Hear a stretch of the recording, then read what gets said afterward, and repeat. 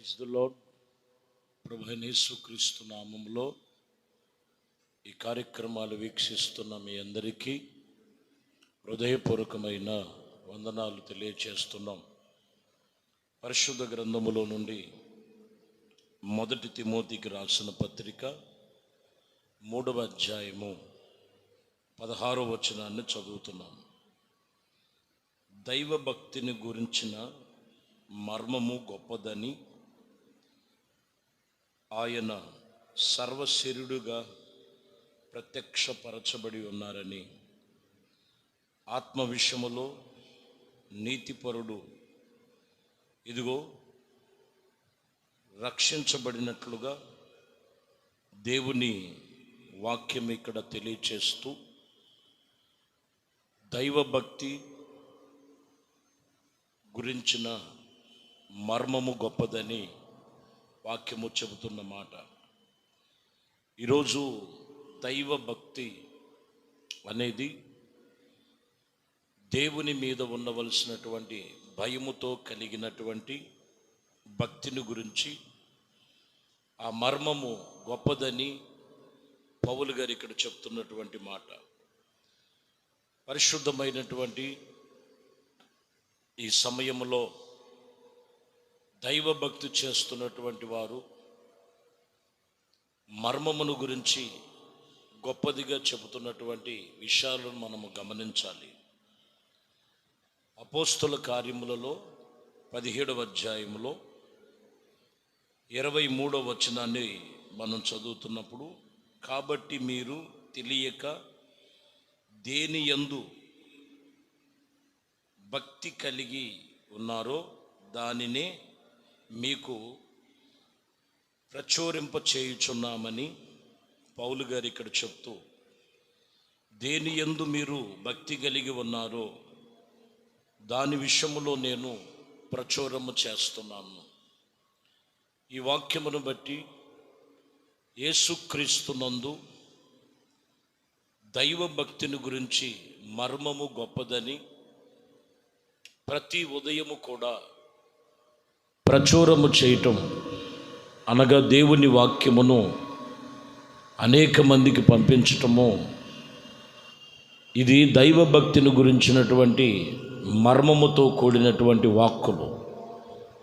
కాబట్టి ప్రియమైన సహోదరి సహోదరులారా, దైవభక్తిని గురించి మనం చాలా జాగ్రత్తగా భక్తి చేసేవారము, భయభక్తులతో కూడినటువంటి దైవభక్తిని, ఆ మర్మమును తెలుసుకొని వాటి విషయములో మనము భక్తి శ్రద్ధలతో దేవుని యందు భయభక్తులు గలవారమై ఉండాలని వాక్యం ఇక్కడ చెప్తున్నమాట.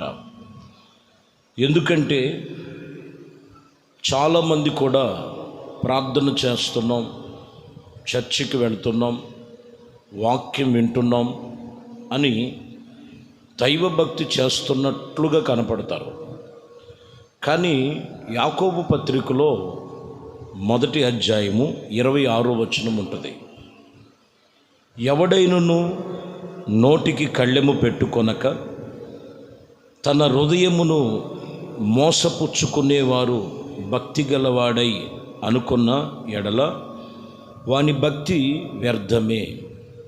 ఖచ్చితంగా భక్తి చేసేవారిలో ఉండవలసినటువంటిది, వారి మాటలను హృదయములో జాగ్రత్తగా దేవుడి సన్నిధి, దేవుడు మాటలు ఉంచుకొని ఏ మాట పడితే ఆ మాట మాట్లాడటానికి కుదరదు. ఎవడైనను నోటికి కళ్ళెము పెట్టుకొనక తన హృదయమును మోసపుచ్చుకొనుచు భక్తి కలవారని అనుకొనుచు ఎడల వాని భక్తి వ్యర్థమైపోతుంది, వాని భక్తి అంతా. ఇక్కడ కూడా గమనించినట్లయితే నోటుకొచ్చిన మాటలు ఇష్టం వచ్చినట్లు మాట్లాడుతునేది కాదు. దైవభక్తిని గురించినటువంటి మర్మము గొప్పదని ఈరోజు వాక్యం చెప్తున్న మాట. చాలామంది భక్తి జీవితంలో ఎందుకు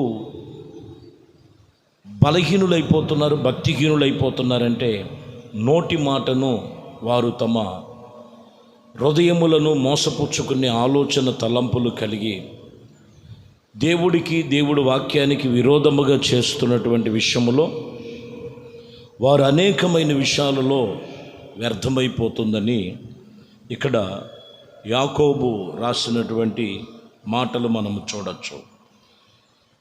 ఈ వాక్యములో మనము గమనించినట్లయితే ఎఫెసీ పత్రికలో 4:24లో నీతియు యథార్థమైన భక్తి గలవారైతే దేవుని పోలికగా సృష్టించబడిన నవీన స్వభావమును ధరించుకొనవలెను.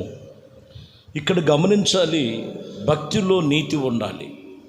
నీతియు యథార్థని అనేటువంటి భక్తి గలవారై దేవుని పోలికలో సృష్టించబడిన వాడు నవీన స్వభావం అనగా నూతన స్వభావమును ధరించుకున్నవారై ఉండాలి. దేవుని వాక్యము ఇక్కడ కూడా చెప్తున్న మాట నీతి యథార్థత. ప్రభు దగ్గరికి రాకమునుపు వారి ఆలోచనలు వారి తలంపులు వేరుగా ఉన్నాయి. ప్రభు సన్నిధికి వచ్చిన తర్వాత దేవుని వాక్యము నీతి చూపిస్తుంది, నడతలో యథార్థత చూపిస్తుంది. నీతి యథార్థత కలిగి భక్తి గలవాడై దేవుని పోలికగా సృష్టించబడిన వాడుగా నవీన స్వభావమును కలిగిన వారై క్రీస్తు పోలికను చూపిస్తుంది. కాబట్టి ప్రియమైన దేవుని బిడ్డలారా, దేవుని సన్నిధిలో భక్తి చేస్తున్నాం, నీతి లేని భక్తి వ్యర్థమే కదా. నీతి కలిగినటువంటి భక్తిలో నీతి ఉంది, యథార్థత ఉన్నది. ఒక నూతన స్వభావాన్ని నూతనముగా దేవుడు పుట్టిస్తాడు. కాబట్టి ఈ మర్మము ఎంతో గొప్పదని మనం తెలుసుకోవాలి. 1 తిమోతికి రాసిన పత్రికలో 2వ అధ్యాయం 1వ వచనం చూస్తే, మనము సంపూర్ణ భక్తి మాన్యతము కలిగిన నెమ్మదిగా సుఖముగా బ్రతుకు నిమిత్తము అన్నిటికంటే ముఖ్యముగా మనుషుల దగ్గర చాలా జాగ్రత్తగా మనం గమనించాలి. ఏం కలిగి ఉండాలంటే, మనము సంపూర్ణమైనటువంటి భక్తి కలిగి మాన్యతము కలిగిన వారమై నెమ్మదిగా సుఖముగా బ్రతుకు నిమిత్తం సంపూర్ణమైనటువంటి భక్తి కలిగి ఉండాలి. సగం సగం భక్తి కాదు. సగం సగం భక్తి వాళ్ళ నోటి మాటలో పోతుంది, వారి అర్థమైన క్రియలలో పోతుంది. చేసే భక్తి సంపూర్ణమైనటువంటి భక్తి గలవారమై ఉండాలని దేవుని వాక్యం ఇక్కడ చెప్తున్నటువంటి విషయం. రాజుల గ్రంథములో 2వ రాజుల గ్రంథము 4:9 మనం చదువుతున్నాం. కాగా ఆమె తన పెనిమిటిని చూసి, మన యొద్దకు వచ్చుచూ పోవుచున్న వాడు భక్తిగల దైవజనుడని నేను ఎరుగుదును. చూడండి, ఇక్కడ దైవజనుడు గురించి మాట్లాడుతూ, ఈయన భక్తి కలిగిన దైవజనుడు, మన దగ్గరికి వస్తూ వెళుతున్నటువంటి దైవజనుడు. ఈరోజు మనము భక్తి కలిగిన దైవజనుల దగ్గర మనం నేర్చుకునేటువంటిది, దేవుని యందు భయభక్తులు కలిగి మనం నడుచుకునేటువంటి విధానాన్ని, ఆ మర్మాలు మనం తెలుసుకోవాలి. ఈరోజు వాక్యము చెబుతున్న మాట అదే. దైవభక్తిని గురించినటువంటి మర్మము గొప్పది. ఆ మర్మము తెలుసుకోవాలి. ఏదో ఊరికినే ప్రార్థన చేసుకుంటూ వెళ్ళిపోతున్నామంటే కాదు. నీ మాటలు ఎలా ఉన్నాయి, నీ ప్రవర్తన ఎలా ఉంది, నీ నడవడి ఎలా ఉంది, దైవజనులు చెప్పే ప్రతి మాటను నువ్వు ఎలాగా భక్తి శ్రద్ధలతో చేస్తున్నావు ఒకసారి నేను జ్ఞాపకం చేసుకో. ఇది చేయకోకుండా నువ్వు ఎన్ని విధాలుగా నువ్వు చేసినా ప్రయోజనం లేదు. కాబట్టి ప్రియమైన దేవుని బిడ్డలారా, వాక్యం చెప్తున్నటువంటి మాట దైవభక్తి గురించిన మర్మం ఈరోజు చెప్తూ, ఇంకా మాటలు అవే మాటల, ఇంకా పాత స్వభావాలేనా, ఇంకా కూడా దేవుడు మాటలు వింటూ దైవజనుల దగ్గర వింటూ కూడా వాటిని అనుసరించి నడుచుకోలేకపోతున్నావా?